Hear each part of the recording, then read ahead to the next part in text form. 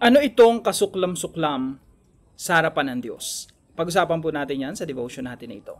Magandang araw po sa bawat isa sa inyo. Welcome back to our 365 Daily Devotions Seminary Edition. Nagusto po munang batiin si Laida Manuel, Gwen Masilongan, and Lenny Lynn Violata. Maraming salamat po sa inyong pagsubaybay dito sa ating channel. Now, yung pag-usapan po natin ngayon ay patungkol sa sex and perversion. Alam niyo po yung usapang sex, hindi po yan iniiwasan ng Biblia.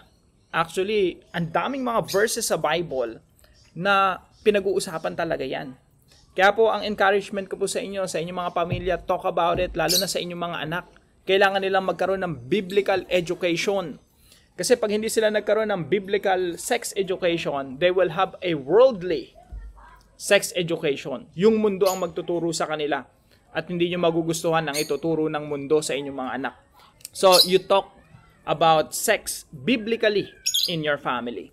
So, sex and perversion, ito po ay parte ng series natin ngayong linggo. At ayaw po natin pakawalan yung topic na to kasi, kumbaga sa theology, maraming binabanggit yung Biblia patungkol dito.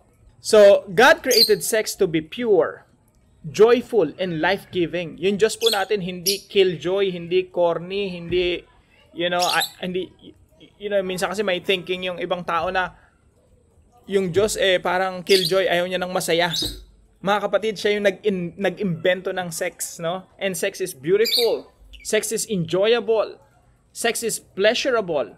At ang Diyos ang may gawa nun. So, God created sex to be pure, joyful, and life-giving. But, here's the most important problem na dapat pinagtutuunan natin ng pansin. But, sin corrupted it through lust. Bakit natin dapat itong pagtuunan ng pansin? Kasi yung kasalanan na to, yung pagnanasa na to, nasa puso natin. But sin corrupted it through lust, adultery, and immorality. The fall distorted God's design. Yung pagkahulog ng tao sa kasalanan, yung original design ng Diyos sa sex na maganda, mabuti, binaboy ng tao. Ginulo ng tao, distorted. The fall distorted God's design, turning intimacy into idolatry and selfish indulgence. Instead of reflecting covenant love, perverted sex enslaves the heart and dishonors the body, which was meant to glorify God. Yung katawan po natin nilikha ng Diyos in order to glorify Him. Pero ang ginagawa po ng tao, kinukuha yung something beautiful, something good, and use it for evil. Ganon din po sa ating katawan, nilikha ito ng Diyos na mabuti, but we're using our body for something evil. Now, yung verse po natin ngayon ay isang chapter po, no? Ito po ay matatagpuan sa Leviticus chapter 18. Now, dito po sa Leviticus chapter 18, makikita nyo po rito, kung ano yung ipinagbabawal ng Diyos sa Old Testament pa lang, na alam ng Diyos na gagawin talaga ng mga tao. Kaya gagawin talaga ng bayan ng Israel. Kaya pinagbawal niya na. Sabi po rito sa Leviticus chapter 18, I am the Lord your God. Kaya hindi po ito sinabi ng tao, hindi po ito sinabi ng kung sino man, sinabi ito ng Diyos na banal. I am the Lord your God. And when it comes to sexual purity or immorality, etong sabi ng Diyos, no one is to approach any close relative to have sexual relations. Kayong mga Israelita, huwag kayong makikipag-sex sa inyong kamag-anak. Sexual relations with your mother. Huwag kayong makipag-sex sa iyong tatay, sa iyong nanay, sa asawa ng tatay mo, kung mayroon kang stepmother. Don't have sexual relations with your sister, son's daughter, or your daughter's daughter, sa apo mo, lolo, apo, or lola. Do not have sexual relations with the daughter of your father's wife born to your father. She is your sister. Do not have sexual relations with your father's relative, your mother's relative, your father's brother, yung asawa ng tito mo.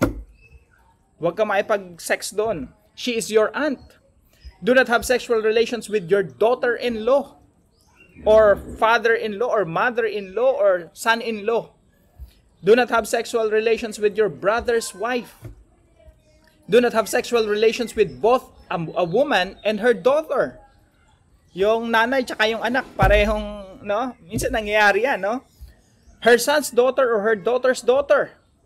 Do not take your wife's sister as a rival wife. Magkapatid, parehong tinalo, no? Interesting ito kasi si Jacob, yun yung ginawa, no? Si Jacob po ay yung pinanggalingan ng bayan ng Israel. Verse 19, do not approach a woman to have sexual relations during the uncleanness of her monthly period. Pag may menstruation, don't have sex with that person. Kahit asawa mo siya. Do not have sexual relations with your neighbor's wife. Do not give any of your children to be sacrificed to Molech. Interesting ito, biglang mayroong children, sinasakripisyo sa Diyos-Diyosan. Sinusunog po yan, yung mga bata na yan. Pwede niyo pong aralin kung bakit siya nandito sa ganitong konteksto. Verse 22, do not have sexual relations with a man as one does with a woman. Babae sa babae, lalaki sa lalaki. Homosexual, lesbian, sexual relationship. Sabi dito, this is detestable. Do not have sexual relations with an animal. Palala ng palala. This time, tao sa hayop. Alam nyo po, ito ay ginagawa talaga ng tao, no? Nakikipag-sex talaga sa hayop. Ganon yun eh. Alam ng Diyos na gagawin ng tao yun, kaya pinagbawal niya. Alam ng Diyos na gagawin ng bayan ng Israel yun, kaya pinagbawal niya. Kasi ginagawa na yan during that time. And actually, up to our time, merong mga ganyang practices. And sabi dito, this is perversion. Perversion. Ibig sabihin kasuklam-suklam sa harapan ng Diyos. Yung sobrang lala. Perversion. Pervert. And verse 24, do not defile yourselves in any of these ways, because this is how the nations that I'm going to drive out before you became defiled. Ito na yung ginagawa ng mga bayan ng nakatira sa Kanaan. Kaya ako nga sila pinapalayas. So, mahaba po ito, no? Pero at least nagkaroon kayo ng idea na sa kasamaan ng tao, na yung tao sobrang sama, pinipervert yung disenyo ng Diyos na napakaganda, at pati yung sexual relations with animals, pinapractice nila. Kaya po ito po yung una nating katuruan ngayon. The only valid sex is within marriage. Number 1, no? Yung valid sex, biblically speaking, is within male and female, within the boundary of marriage. And number 2 po, the distortion of sex is called porneia. Sa Biblia po, pag inaral niyo ng malalim, yung porneia po, isipin niyo po, para siyang umbrella. Umbrella na doon na nakapaloob lahat ng sexual immorality. So, pag sinabi pong porneia, by the way, dyan po natin nakuha yung salitang pornography. Dyan, sa Greek word po yan ay porneia sa sexual immorality sa New Testament. So, the distortion of sex is called porneia. Malawak po yan. It's a wide range of sexual immorality, no? Porneia. Yung porneia po, ito po yung distortion of God's original design. Again, yung design lang ng Diyos ay valid sex. The only valid sex is within marriage. Pero ang ginagawa ng tao, ginagamit nila yung porneia. So, itong anak ko na to, na nandito, maintindihan niya to, no? Dahil tuturo ko sa kanya to. Now, the Lord hates porneia, and so should we. Dito pa lang po sa Leviticus chapter 18, makikita nyo na po yung iba't ibang klase ng sexual immorality, lalo na sa incest, yung mga magkakadugo. Pero malawak po yan hanggang sa New Testament. Ang dami ng iba't ibang klase ng sex. Meron pang orgy, yung group. Sa panahon natin ngayon, may isasama natin yung porneia, yung under the umbrella of porneia, yung pornography. All kinds of sexual immorality. The Lord hates all of them. And so should we. Dapat tayo rin magkaroon ng pagkamuhi. Kasi tayo makasalanan eh. We tend to love those kind of things. Kasi masarap eh. It satisfies the flesh. Kaya meron talaga tayong tendency na,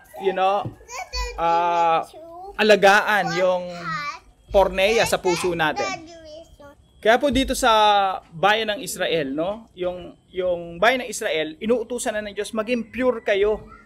Kaya nga papalayasin ko yung mga nandun sa nakatira sa Kanaan at kayo ipapalit ko kasi yung mga nakatira sa Kanaan, puro ganito yung ginagawa. And then they don't care about it. They just do it. They're so pervert na gusto ng Diyos na palayasin na sila at puksain. The Lord hates porneia, and so should we. Nawa tayo magkaroon ng malalim na pagkamuhi doon sa iba't ibang klase ng sexual immorality. Pero mga kapatid, alam niyo po yung laman, gusto talaga nun. Pero yung Espiritu ng Diyos, inilagay niya sa atin upang makipaglaban sa pagnanasa ng laman. Kaya po, dito po sa application natin, number 1, flee from every form of sexual immorality. Alam niyo po yung sexual immorality or porneia. Again, marami po yan, no? Hindi natin idinadarang yung sarili natin sa tukso.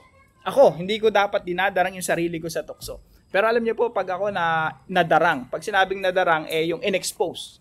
Kahit ako, nagde-devotion ako everyday, nagbabasa ako ng Bible everyday. Pag dinarang mo ako sa tukso, matutukso rin ako. Kaya, ang kailangan gawin natin is to flee, tumakas. Ang idea po nito ay para kang usa na hinahabol ng leon. Hindi ka magi-stay dyan sa isang lugar. You have to flee. You have to run away. Yung ginawa po ni Joseph, nung tinutok siya ng asawa ni Potiphar, he fled. Tumakas talaga siya, tumakbo siya sa papalayo. As if lalapain ka ng leon. Yan po yung idea ng fleeing. Hindi natin ini-expose yung sarili natin sa tukso. Sa halip tumatakas tayo, lumalayo tayo, na para ba tayong lalapain ng leon. And number 2 po, fight temptation by refusing to negotiate. Nilalabanan po natin yung tukso. Again, hindi yung laban na idadarang mo lalo yung sarili mo. Or sasabihin mo sa isang babae, no? Sige, okay lang, magkasama tayo dito sa hotel or sa mga kung saan-saang lugar. Tapos sasabihin, lalabanan natin yung tukso. Hindi pwedeng ganun eh. You don't negotiate with temptation. Fight temptation by refusing to negotiate. In the first place, dapat hindi tayo nakikipag-negotiate sa tukso. Now, hindi po yan applicable sa inyo. Applicable po sa akin yan. Lalo na sa akin, no? Sa ating lahat, actually. Kasi pare-pareho naman tayo nakikipaglaban sa tukso. So, we don't negotiate sa mga tukso, no? We stop talking, we cut the tie, we don't negotiate. Ibig sabihin, kung alam mo, kung sa sarili mo, na itong tao na ito, mahuhulog ka sa tukso, you cut the communication right away. You don't negotiate. And number 3 po, fix your eyes on Christ. Itutok po natin yung ating mga mata kay Kristo. Si Kristo na namatay doon sa krus ng Kalbaryo upang palayain tayo sa porneia. Palayain tayo sa sexual immorality. Siya yung kumausap doon sa babae kay Magdalena na, maraming lalaking dumaan sa buhay niya. And ang sabi ng Panginoong Jesucristo doon sa tao na yon, go and sin no more. I will not condemn you. Hindi kita huhusgahan, hindi kita hahatulan. Just go and sin no more. Let's fix our eyes on Jesus who has given us a second chance, third chances, and fourth, fifth chances. Let's fix our eyes on Jesus and be busy. Pag sinabi po natin be busy, yung isip po natin, hindi natin hinahayaang maging idle. Kasi po pag ang isip natin ay idle, yung nakatunganga lang, walang ginagawa, magiging palaruan niya ng tukso, ng jablo, ng kaaway. So we make ourselves busy. Busy saan? Busy sa mga gawain na pinapagawa sa atin ng Diyos. In my case, ito yung pinapagawa sa akin ng Diyos. Malaking tulong sa akin to, no? Para makaiwas sa mga tukso. Pero, the moment na maging idle yung isip ko, and I'm in a situation na ine-expose ko yung sarili ko sa tukso, I don't trust myself. Di ako nagtitiwala sa sarili ko na sabihin ko, ay, di ako matutokso. I know matutokso ako. I know who I am. I know myself. And I don't trust myself. I only trust the Lord. I trust His grace and I trust the Spirit. Pero as far as my flesh is concerned, mabilis lang, marupok lang, no? Marupok lang ako at marupok lang tayo mga tao. That's our nature. We tend to fall into sin. So, fix your eyes on Christ and be busy. Pag busy kasi tayo, ginagawa natin, pinapagawa ng Diyos sa atin, yung negosyo, inaalaga, kung negosyo pinagkatiwala sa ng Diyos, pamilya, pag-aaral, make yourself busy in the things that God wants you to do. Kasi pag hindi ka naging busy sa mga bagay na pinapagawa sa ng Diyos, magiging busy ka sa mga bagay na gustong gawin ng laman. At yun ay pagkakasala. Now, para po sa ating discussion, why is it better to tell the truth that God hates porneia than to be silent? Tayo po'y manalangin. Lord God, I confess that sin has twisted what you made holy. Too often, the world celebrates and promotes perversion of sex instead of purity. Protect my mind and heart from lust and from every temptation that dishonors you. Remind me that my body is a temple of the Holy Spirit and belongs to you. Help me to turn away from secret sins and to walk in holiness. Cleanse me with the blood of Jesus and restore in me a pure heart. May my life reflect your design, not the world's distortion. In Jesus' name, amen and amen.